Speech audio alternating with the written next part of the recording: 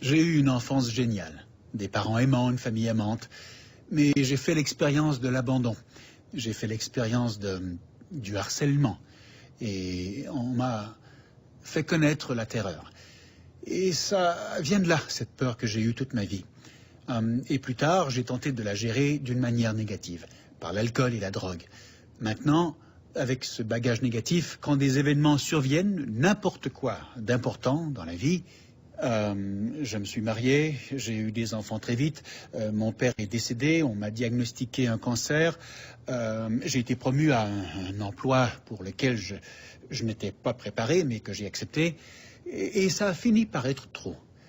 Et je gérais tout ça comme je l'ai toujours fait, c'est-à-dire par l'alcool, par les drogues. La seule différence étant qu'après tous ces événements de la vie, j'ai commencé à prendre plus de drogue, plus d'alcool. Et ensuite, de graves problèmes ont commencé à se manifester. Et 8 ans plus tard, je ne pouvais plus travailler. Ma femme m'a quitté, je ne m'occupais plus de moi, j'ai perdu tout espoir et j'ai eu envie de me suicider.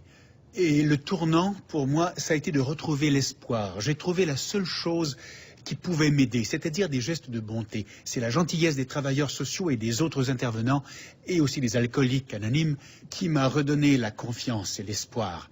Avec ça, avec la confiance et l'espoir, j'ai pu commencer à m'aider moi-même. Ça n'a pas été facile, la vie reste la vie. Mais j'ai réussi à comprendre et j'ai appris à changer mon comportement. Donc, j'ai commencé à prendre soin de moi en faisant de l'exercice, de la méditation, je prie, j'organise ma vie, j'ai une routine. On ne change pas du jour au lendemain, mais petit à petit, ça s'améliore tous les jours. Ça ne va plus aussi mal qu'avant et les choses vont mieux. Je le sais parce que quand je me réveille le matin, je suis beaucoup plus heureux. Et ce n'est pas à cause des autres si j'ai une mauvaise journée.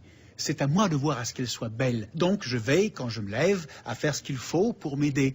Et c'est cette confiance, cet espoir que j'ai aujourd'hui que j'aimerais bien transmettre à tout le monde, si possible.